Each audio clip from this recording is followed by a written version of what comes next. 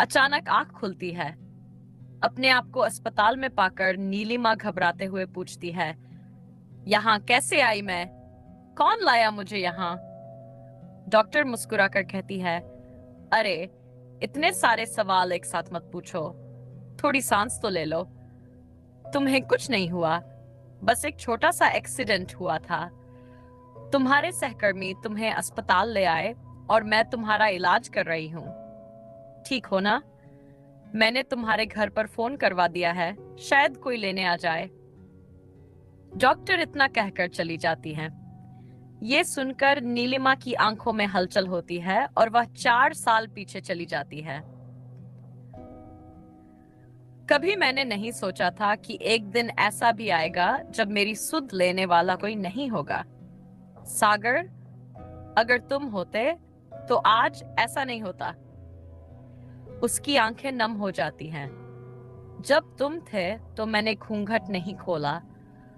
तुम्हारी चारदीवारी को ही अपनी पूरी दुनिया समझ लिया था। तुम्हारा मेरे लिए साड़ी पसंद करना, ज्वेलरी लाना और फिर अपने अंदाज में कहना, औरत है, कपड़ा पसंद करना नहीं आता। नीलिमा हल्के से मुस्कुराती है। तुम्हारा ये कहना कि दिमाग नाम की चीज नहीं है, हर वक्त उल्टी सीधी हरकतें करती रहती है। सच कहूं, मैं जानबूझकर वो हरकतें करती थी।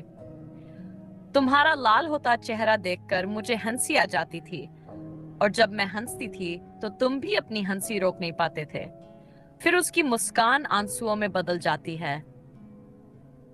तुम देर रात तक मुझे समझाते थे, देख नीलिमा, चिंता मत कर।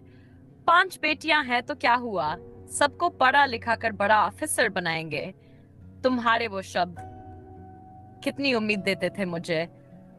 सागर, तुम्हारा प्यार हमेशा अनोखा था। दिल में सागर भरे रहते और जुबान पर बस बेरुखी। सच बताऊं, मैं भी तुमसे बहुत प्यार करती थी। हमारी कितनी खिलखिलाती हुई दुनिया थी, पर किसकी बुरी नजर लग गई पता नहीं। तुम मुझे इस वीरान दुनिया में अकेला छोड़ गए। सागर, तुम बहुत याद आते हो। नीलिमा का गला भर आता है। देखो नन, अब क्या हाल हो गया है मेरा। तुम्हारे जाने के बाद बच्चों की पढ़ाई छूट गई। इन सबको पालने और जीने के लिए नौकरी कर रही हूँ। आज उसी नौकरी पर जाते हुए मेरा एक्सीडेंट हो गया। लोगों के ताने सहती हूँ, लेकिन क्या करूं? मुझे अपने बच्चों को देखकर तरस आता है।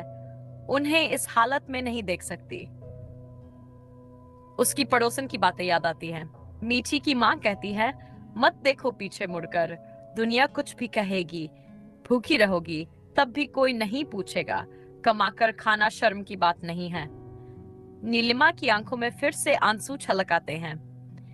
डॉक्टर पास आकर कहती है, नीलिमा, तुम्हें कोई लेने नहीं आया? नीलिमा सिर हिलाती है। डॉक्टर जवाब देती है, ठीक है, मैं तुम्हें घर भिजवाने का इंतजाम करती हूँ।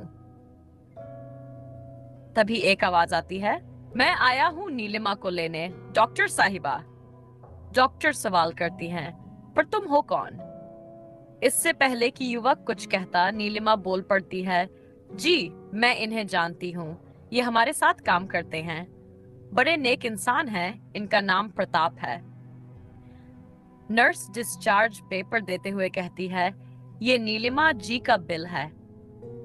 प्रताप बिल भरकर नीलिमा को लेकर बाहर निकलता है। रास्ते में नीलिमा पूछती है, कितना बिल आया प्रताप? प्रताप मुस्कुराकर कहता है, जो भी था मैंने भर दिया। आप परेशान मत होइए, फिलहाल आराम कीजिए। अगले दिन नीलिमा कुछ रुपए लेकर प्रताप को देती है। शायद ये कम है, बाकी अगले महीने दे दूंगी। प्रताप इनकार कर देता है। आपको जरूरत होगी, ये पैसे आप ही रखिए।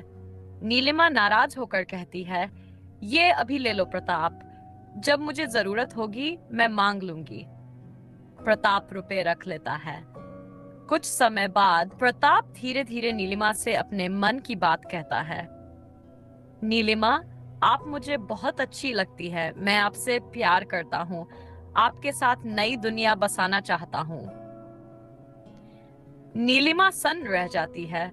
वह समझाते हुए कहती है, प्रताप, दोस्ती और प्यार में बहुत फर्क होता है। सॉरी, मैं तुम्हें दोस्त से ज्यादा कुछ नहीं बना सकती। मैं अपने पति की जगह किसी और को नहीं दे सकती। सागर आज भी मेरे दिल और दिमाग में बसे हैं। उन्हीं के सहारे जीना चाहती हूँ। तुम मेरे अच्छे दोस्त हो और दोस्त ही रहो। दोस्ती को खोने का दर्द क्या होता है, मुझसे बेहतर कौन समझेगा।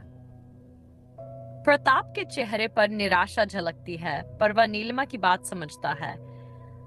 नीलिमा मन ही मन सोचती है, सागर, तुम्हारे बिना भी मैं अपने तरीके से जिंदा हूं, पर तुम्हारी कमी हमेशा महसूस होती रहेगी।